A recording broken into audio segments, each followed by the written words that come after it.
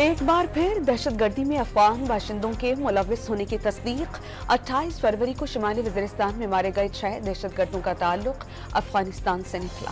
نو منتخب وزیراعظم شہباز شریف نے حلف اٹھا لیا۔ تقریب حلف برداری کے بعد وزیراعظم ہاؤس میں ایک گارڈ آف آنر پیش کیا گیا۔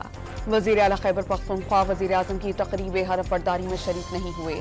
یہ فارم 45 والے وزیراعظم نہیں، علی امین گنڈاپور کا مواقع۔ سبکدوش نگراں وزیراعظم کو الوداعی گارڈ آف آنر انوار الحق کاکڑ نے وزیراعظم ہاؤس کے عملے سے فردن ملاقات کی۔ بلاول بھٹو کا غیر ملکی جریدے میں سائفر کا مسودہ چھپوا کر قومی سلامتی کو داؤ پر لگانے کا الزام۔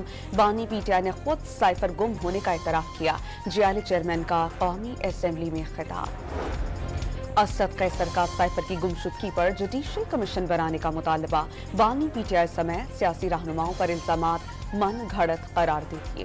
خالد مقبول صدیقی کا تمام نشستوں کے فارم 45 موجود ہونے کا دعویٰ۔ جنہوں نے تحریک انصاف کو 2018 کا الیکشن جتوایا، 2024 میں ہروا دیا، ان کے رہنما کا طنز۔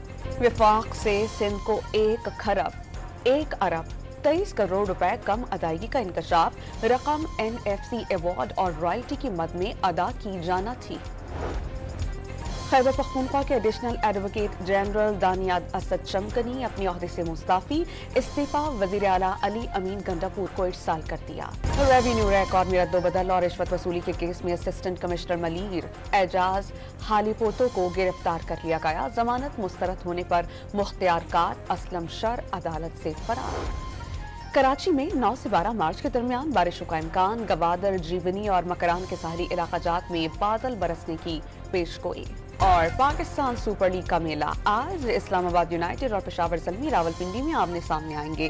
6:30 بجے ٹاس اور 7 بجے میچ شروع ہوگا۔